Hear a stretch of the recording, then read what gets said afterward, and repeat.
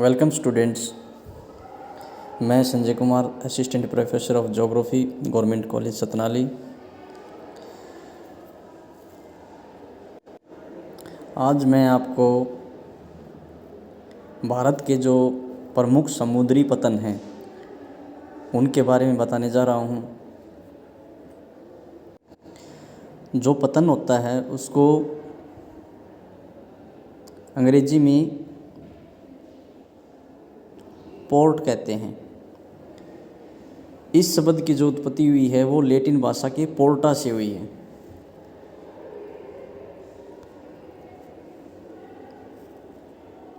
जिसका जो अर्थ होता है वो होता है प्रवेश द्वार। इस प्रकार समुद्री पतन जो होते हैं वो स्थल के प्रवेश द्वार होते हैं और समुद्री व्यापार का जो संचालन का जो कार्य होता है वो पतन के माध्यम से ही होता है। पतन जो होता है वो संकलन का कार्य भी करता है और वितरण का कार्य भी करता है। जैसे कि भारत के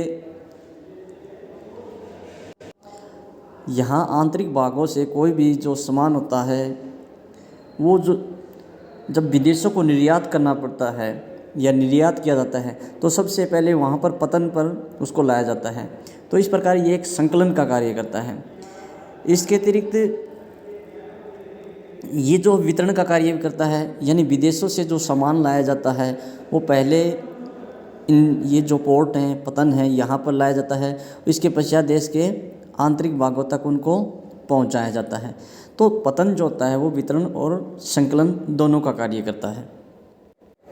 भारत में समुद्री यात्राएं जो है वो पुराने समय से ही होती आ रही हैं, लेकिन पतनों का जो वास्तविक विकास हुआ या जो पतनों के माध्यम से जो व्यापार बड़े स्तर पर शुरू हुआ वो अंग्रेज़ों के भारत आगमन पर या जो यूरोपीय लोग थे उनके भारत आगमन पर शुरू हुआ।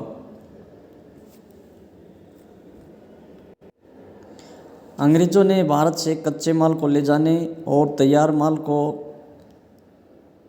भारत के बाज़ारों में बेचने के लिए जो है इन पतनों का विकास किया। वर्तमान में भारत में जो प्रमुख पतन हैं उनकी संख्या जो है वो 12 है और इसके अतिरिक्त लगभग 200 छोटे और जो मझोले पतन पाए जाते हैं। जो प्रमुख पतन होते हैं उनका रखरखाव और निर्माण का जो कार्य होता है वो सेंट्रल गवर्नमेंट का होता है, यानी केंद्र सरकार का होता है। और जो छोटे पतन होते हैं उनके रखरखाव का जो कार्य होता है वो जो स्टेट गवर्नमेंट होती है, राज्य सरकार होती है, वो करती है। इस प्रकार ये जो भारत के 12 प्रमुख पतन हैं इनका ये जो पतन है ये कुल विदेशी व्यापार का लगभग 75% व्यापार को ये संभालते हैं। भारत में पूर्वी तट की अपेक्षा जो पश्चिमी तट है उस पे पतनों की संख्या जो है अधिक है। यहाँ पे पश्चिम तट पर पतनों की संख्या अधिक है। भारत की जो द्वीपों को मिलाकर कुल तटीय जो रेखा है, तटरेखा है, वो 7,517 किलोमीटर है। सबसे पहले नंबर पे हम बात करते हैं भारत के पश्चिम तट पर स्थित पतन के बारे में। सबसे पहले नंबर पे है गुजरात का कांडला पतन। पश्चिम तट पर स्थित ये एक महत्वपूर्ण पतन है और इस पतन को जो है दीनदयाल पतन के नाम से भी जाने जाना लगा है। और ये जो है कि ज्वारीय पतन है, टाइडल पोर्ट है ये। और इस पतन का जो वास्तविक विकास हुआ वो 1947 के बाद हुआ, क्योंकि पहले इस क्षेत्र का जो व्यापार होता था वो कराची पतन के माध्यम से होता था। लेकिन कराची पतन के 1947 के बाद पाकिस्तान में चले जाने के पश्चात इस पतन का विकास करना ज़रूरी हो गया। तो ये जो पतन है इसका जो वास्तविक विकास हुआ वो भारत की स्वतंत्रता प्राप्ति के बाद हुआ। और ये जो पतन है भारत का जो उत्तर पश्चिमी क्षेत्र है उसके आवश्यकताओं को पूरा करने का कार्य करता है। इसके अतिरिक्त जो मुंबई पतन है उसके भार को भी ये जो है कम करता है।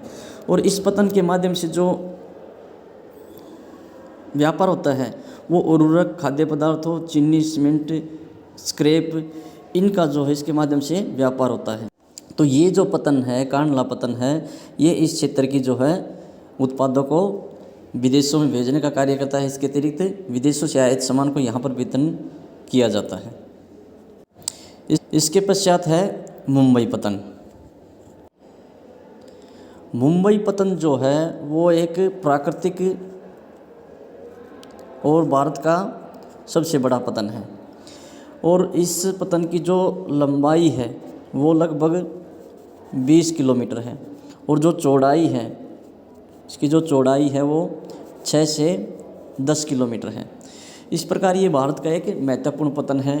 और ये जो पतन है, भारत का जो कुल पतनों के माध्यम से व्यापार होता है उसका जो 22% है इसी पतन के माध्यम से होता है। और इसके माध्यम से जो है ये मुंबई से कराची की तरफ, यहाँ पे जैसे ये मुंबई से अदन की तरफ और माहे की तरफ, केप टाउन जो अफ्रीका के देश है उसकी तरफ जो है यहाँ से व्यापार किया जाता है। और यहाँ पर जो प्रमुख पदार्थों का व्यापार होता है वो पेट्रोलियम पदार्थ और अन्य जो शुष्क ड्राई कार्गो होते हैं उनका व्यापार होता है। और ये जो है इस क्षेत्र को जो है सुविधा प्रदान करता है, जैसे कि मध्य प्रदेश, गुजरात, उत्तर प्रदेश और राजस्थान का जो ये कुछ हिस्सा है इसको जो है व्यापार की सुविधा प्रदान करता है। ये जो है इसके पृष्ठ प्रदेश हैं।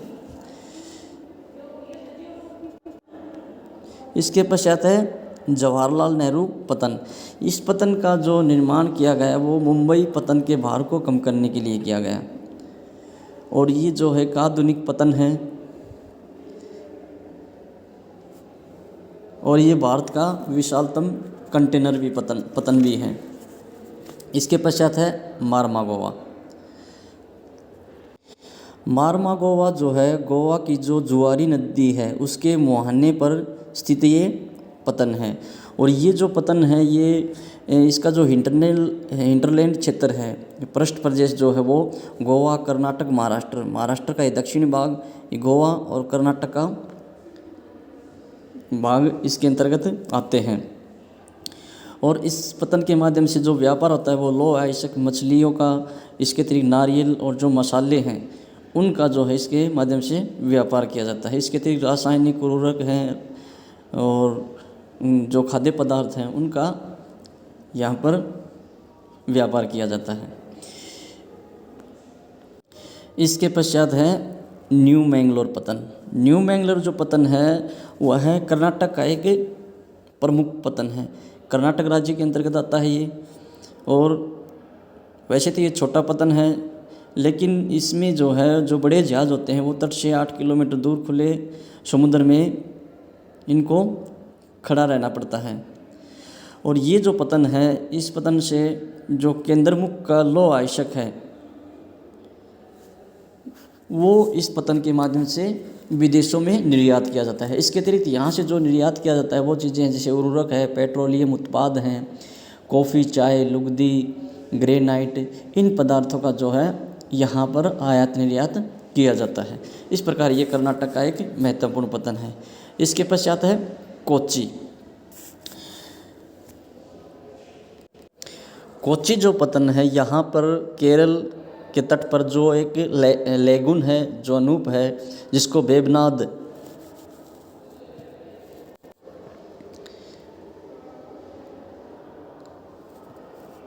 के नाम से जाना जाता है।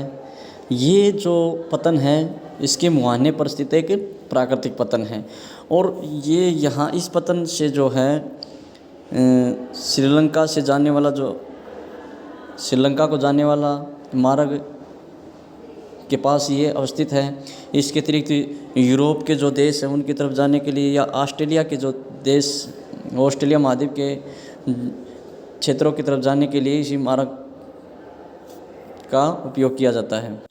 इस पतन के माध्यम से पेट्रोलियम, उर्वरक और जो कच्चे माल का जो है आयात निर्यात किया जाता है। और ये जो पतन है ये केरल, दक्षिणी कर्नाटक और दक्षिण पश्चिमी जो इस क्षेत्र को जो है, ये जो इसका हिंटरलैंड क्षेत्र है, इसको आयात निर्यात की सुविधा प्रदान करता है। जैसे कि कर्नाटक का दक्षिणी हिस्सा, केरल का संपूर्ण क्षेत्र और दक्षिण पश्चिमी जो तमिलनाडु है उसको व्यापार की सुविधा प्रदान करता है। ये इसके हिंटरलैंड प्रदेश हैं। इसके अतिरिक्त जो कोच्चि पतन है, यहाँ पर युद्धक जलयानों के निर्माण और मरम्मत का कार्य भी किया जाता है। ये जो है लड़ाकू जलयानों का महत्वपूर्ण एक आश्रय स्थल का भी कार्य करता है। इसके पश्चात है पूर्वी तट पर स्थित पतन। पूर्वी तट पर स्थित जो महत्वपूर्ण पतन हैं उनमें है कोलकाता। कोलकाता जो है एक महत्वपूर्ण पतन है और ये जो है एक नदीय पतन है, क्योंकि ये जो है बंगाल की खाड़ी, ये जो बंगाल की खाड़ी है इससे तट से आंतरिक भाग में लगभग 128 किलोमीटर की दूरी पर 128 किलोमीटर की दूरी पर हुगली नदी के तट पर स्थित है। इस प्रकार ये जो है कि नदीय पतन है। इसके अतिरिक्त ये जो पतन है इसका जो हिंटरलैंड प्रदेश है ये जो है पश्चिम बंगाल, बिहार, उत्तर प्रदेश और ये जो असम, सिक्किम, पश्चिम बंगाल और उत्तर पूर्व के जो संपूर्ण राज्य हैं उन सभी को जो है आयात निर्यात की सुविधा प्रदान करता है। और यहाँ पर इंजीनियरिंग का जो सामान है और जो लौह आवश्यक है उनका जो है आयात निर्यात किया जाता है। इसके अतिरिक्त मशीनें हैं, पेट्रोलियम उत्पाद हैं, चाय, लोहा, इस्पात और इस क्षेत्र में जूट का उत्पादन किया जाता है और सूती वस्त्र जो है उनका निर्यात करने के लिए जो है एक महत्वपूर्ण पतन है। इसके पश्चात है पारादीप। पारादीप उड़ीसा का एक महत्वपूर्ण पतन है और ये जो पतन है ये महानदी डेल्टा पर स्थित है। यहाँ पे महानदी के डेल्टा पर स्थित है और इस पतन के माध्यम से जो आयात निर्यात होता है, प्रमुख रूप से लौह आवश्यक का निर्यात किया जाता है। और ये जो व्यापार की जो सुविधा प्रदान करता है वो झारखंड को और उड़ीसा को और जो छत्तीसगढ़ है इस क्षेत्र को जो है व्यापार की सुविधा प्रदान करता है। इसके पश्चात है विशाखापत्तनम बंदरगाह। विशाखापत्तनम बंदरगाह जो है वो आंध्र प्रदेश का एक महत्वपूर्ण बंदरगाह है। ये सबसे गहरा और सुरक्षित बंदरगाह भी है और इसके माध्यम से लौह आवश्यक खनिज का जो खनिज तेल है उसका व्यापार किया जाता है। और यहाँ पर बंदरगाह पर जो है जलयानों के निर्माण का कार्य और मरम्मत का कार्य भी किया जाता है। यहाँ पर जो प्रमुख रूप से व्यापार होता है वो लौह आवश्यक कच्चा माल है, पेट्रोलियम उत्पादों का, उर्वरकों का यहाँ से व्यापार होता है। और ये इसका जो हिंटरलैंड क्षेत्र है वो आंध्र प्रदेश ही है, यानी आंध्र प्रदेश को जो है सुविधा प्रदान करता है व्यापार की। इसके पश्चात है चेन्नई पतन। चेन्नई जो है एक कृत्रिम पतन है और इसका जो निर्माण है वो 1859 में किया गया था। और इस पतन के माध्यम से जो है लौह आवश्यक और खनिज तेल का प्रमुख रूप से व्यापार होता है और कम गहरा होने के कारण इस पर जो है बड़े बड़े जहाज़ आ और जा नहीं सकते, यानी उनके आने जाने में दिक्कत होती है। और इसका जो पृष्ठीय जो क्षेत्र है वो जो है तमिलनाडु और जो पौंडीचेरी है जो केंद्र शासित प्रदेश है वो जो है इसका हिंटरलैंड क्षेत्र है। इसके पश्चात इसके साथ में ही एन्नोर पतन है। ये भी जो तमिलनाडु है उसका एक प्रमुख पतन है और इस पतन का जो निर्माण किया गया है, एन्नोर पतन का जो निर्माण किया गया है वो चेन्नई के पतन को भार को कम करने के लिए किया गया है। और इस पतन के माध्यम से पेट्रोल रसायन ऊर्जा के जो उत्पाद हैं उनको जो है आयात निर्यात किया जाता है। इसके पश्चात है तुतिकोरिन। ये जो पतन है तमिलनाडु के दक्षिण तट पर स्थित एक प्राचीन पतन है और इस पतन के माध्यम से चीनी, रसायन, पेट्रोलियम उत्पाद और जो खाद्य तेल है, नमक है, कोयला है, इनका जो है व्यापार किया जाता है। इस प्रकार ये जो है भारत के प्रमुख पतन थे।